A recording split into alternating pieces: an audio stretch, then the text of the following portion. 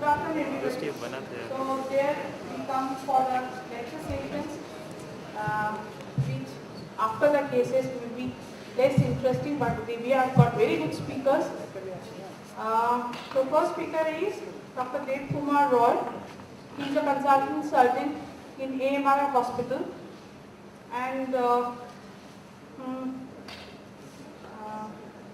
Shomnath Ghosh will announce the topic of Dr. Dev Kumar. The subject is a very important one, and we are really interested to know. The topic is today, asepsis is the foundation, antibiotics are not a substitute. This is very important. I like to invite Dr. Dev Kumar Roy to talk on his speech. Thank you very much. Good afternoon, Chairperson, all the delegates and all the juniors who are on the verge of the room. Just hearing about two big surgeries about to happen. One is a radical mastectomy and one is a big pelvic mass. But we need to know the basics first before you jump on and be a surgeon. And as we know, there are two terms, asepsis and antibiosis and sepsis. So basically, I think you all know asepsis is a method how you prevent entry of infection or infective organisms into the wound, which is asepsis.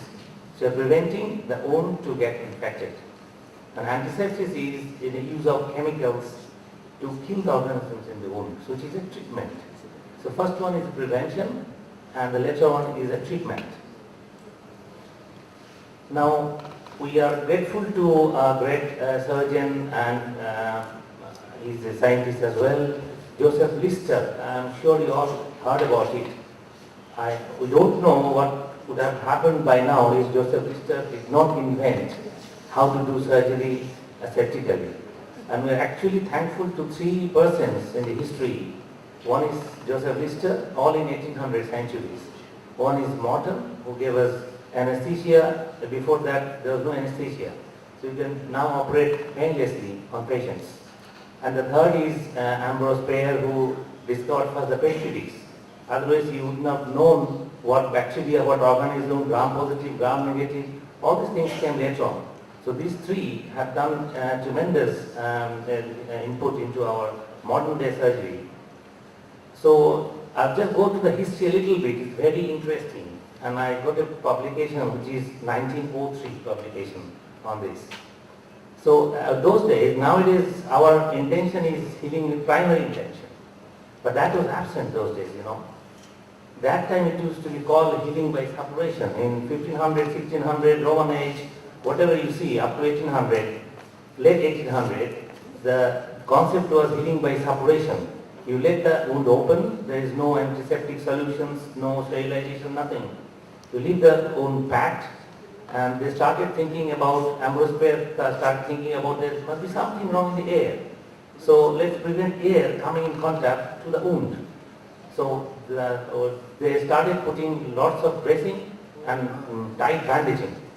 And the result was lots of wound infections, erysipelas, wound gangrene, and you know, the concept of healing by suppuration is to kill patients mostly. 70 to 80% surgical mortality for anything. Even draining an abscess, people used to die. No antibiotics, no asepsis. And you know, the all interesting is they used to tie with silk sutures, which is not sterilized, so-called. And the silk sutures used to be laid long, so that they tie the blood vessels, like they're doing an amputation. They tie the blood vessels and tie the knot and keep a long thread, long silk thread. And then it starts suppuration. And then after 4 or 5 days, they used to pull the knot out. And you know what can happen if you pull the blood vessel knot out, they will bleed to death. So 70 to 80% was the mortality of surgery. Now this gentleman, Sir Joseph Lister from England, and this is the publication, I don't know whether you can see this, but you can search on the name. This is the 1903 publication, and that time they are calling the modern day surgery, you know. Nowadays, whether it's 2015, we call modern day surgery. In that publication on antisepsis, is a modern day surgery, and all histories are there. So there's some facts, like Louis Pasteur first demonstrated living organism first. Previously, they used to think there's something wrong in the air. Then he first documented that there are some organisms which are causing the infection. That's 1857. Then 1867, Joseph Lister published first antiseptic method.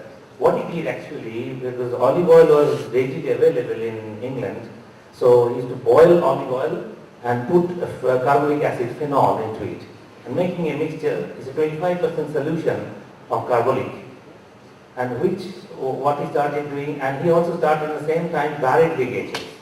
So what he did a nice experiment.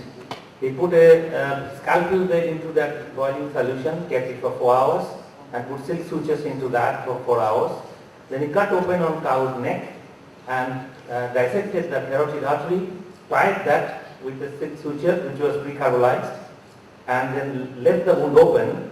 And he then come from the suppuration concept, he came into Hildy by eschar formation, not closure, because they were afraid of closing a wound, even in routine operation. So what they did then, they used to put those carbolic poultice on top of the open wound and then dressing. And then he saw this marvelous result. There is no pus, because the carbolic acid chars the tissue, forms an eschar on the tissue, and then they killed that cup and then opened up, did a post-mortem, and found out the silk suture was nicely holding onto the artery and no pus there. So that's how it came first, the concept of asepsis. You need to clean the stuff you are using. And this also started washing his hands with soap and water and then do the surgery. And then he started doing this technique on human bodies.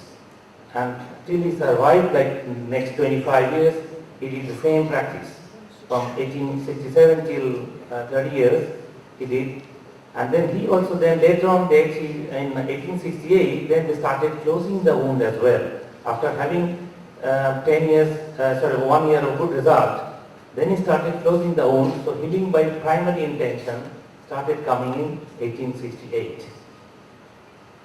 Now the methods of sterilization, you all must know what are the techniques, like we can do chemical sterilization with carbolic lysol spirit, but day by day they are going off and off because they are toxic.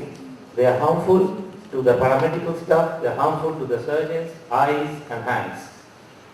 Then we started the boiling, which is still again a good technique. We still use, and a lot of places they use the boiling as a method of sterilization. And autoclave is time tested, so majority of our instruments are autoclaved. I'm not going into the details of autoclave. Then ethylene oxide sterilization, EO sterilization. You must have seen we just opened up some packet and use the instrument from the packet. This is all ethylene oxide gas sterilization, which is also a very good method of sterilization. And here comes the most expensive, the plasma sterilization. There is a commercially available machine called Sterile. It costs you about 40 lakhs for one machine. This is running cost as well. So plasma sterilization is very good for all soft tubing, piping, even being a laparoscopic surgeon. All the laparoscopic instruments, including telescope, hand instrument, ports, everything you can use by plasma sterilization, as well as by the ETO sterilization. Now, my question is, are the antibiotics are really necessary for surgery? Good question. Now, you can classify surgery into 3 different types, as you all know: clean surgery, clean contaminated wound, and dirty wounds. In clean surgery, examples like hernia repair, cataract surgery, joint replacement surgery. Clean contaminated is where there are chances of having potential chances of contamination, like a routine cholecystectomy, maybe an interval appendicectomy, not an acute appendicitis. And dirty surgery is perforation, peritonitis, contaminated fractures, open wounds. These are dirty surgeries. Now, you should classify it like surgical antibiotic prophylaxis and treatment. So only for the clean surgery and clean contaminated surgery you do prophylaxis, antibiotic prophylaxis. Commonly used prophylaxis are clean surgery. Routine practice is a single dose of antibiotics on clean surgery, on induction of anesthesia, and antibiotic is of your choice, local variation, hospital to hospital variation, country-wise variation. And clean contaminated surgery, where the first dose on induction and subsequent 2 doses, 6 and 8 hour intervals depending on what type of molecule you are using. And what for contaminated surgery, dirty wounds, peritonitis, this is not prophylaxis, we are giving treatment. So antibiotics are absolutely necessary for this. So this is not prophylaxis, this is treatment. But the other two occasions is prophylaxis. But as you all know, there are a lot of misuse on antibiotics, and which are killing us these days. So I'd rather do a good asepsis, good sterilization, good hygiene, rather than using higher antibiotics. I give you some scenarios. Like if you're dealing with a perforation peritonitis, simple appendicular perforation, 4-quadrant peritonitis, and if you don't do a good lavage, and you use maybe carbapenems, this patient is going to have indolent sepsis, residual abscesses, and he might die even from that. Whereas if you do a thorough lavage with maybe 5, 6, 7 liters of saline, because in a perforation case, you're removing the cause of sepsis, as well as you're diluting the bacteria from inside the abdomen or maybe node. So if you do a thorough lavage, that will do a much better job than doing less lavage and higher antibiotics. Same, you can compare the dirty roadside wounds, lacerations. And still, I know it's a practice, majority surgeons, dirty wounds, roadside accidents, they don't even give anesthetics. They just clean a little bit and then stitch and give antibiotics. That's no good. No good. Rather, if you put some, even small cut, you put some local anesthetic, rub it thoroughly with normal saline, even warm water, whatever, and then suture it primarily. And you may or may not give antibiotic, and you may give some routine antibiotics, but not higher ones. Because by using higher and higher antibiotics, we are damaging ourselves. I don't know how many of the students you know, last 30 years there is not a single antibiotic molecule has been discovered. Carbapenems are the last. So you know what's going to happen next. If we use too much of carbapenems, we don't have anything, any armamentarium in our hands to treat those kind of big infections. If you want guidelines, there are lots of guidelines, nice UK guideline, National Institute of Clinical Excellence, CDC USA guideline, you get all the what to do, what not to do, all guidelines are there online.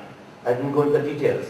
European Hernia Society guideline, you will be surprised to know European Hernia Society guideline for laparoscopic hernia repair, no antibiotics are required. That's their guideline. But we all use maybe 5 days of antibiotics. Even for routine lap coli, people are using 5 days of antibiotic, I don't know why. And there are several other infection control protocols are there throughout on the net. You can go on the net and find it out. So I conclude the father of asepsis is Joseph Lister. If he wouldn't have done these tricks, wouldn't have done a good surgery by now. Clean surgery these days, like those days 60 to 80% mortality, but current days, if you practice good rituals, you can perform clean surgery with almost duck infection rate, almost zero infection rate. Yeah, and by sticking to the protocols, like I give an example for routine lap coli, the single dose antibiotic on table is good enough if your instruments are properly sterilized. You won't have a port site infection if you have autoclave instruments. And strict adherence to antibiotic protocol is mandatory. I thought I'd stress on that because we are all budding surgeons. You are going to finish your MS and then start practice, and don't do that kind of practice. Be rational to your antibiotic therapy. And thorough lavage of the dirty wounds are the key factor. If you get any dirty wounds, back lacerations, even how tiny it may be, do a good washout first and then close it. Don't just suture it, give antibiotics. That's no good. So I again stress, asepsis is the foundation. Since 1867, it's still the foundation stone laid by Joseph Lister, and it's still practiced. And if you practice that, you are better off. Antibiotics are required, but they are not the substitute of a good asepsis. Thank you very much. Thank you, Dr. Rai, for a nice lecture.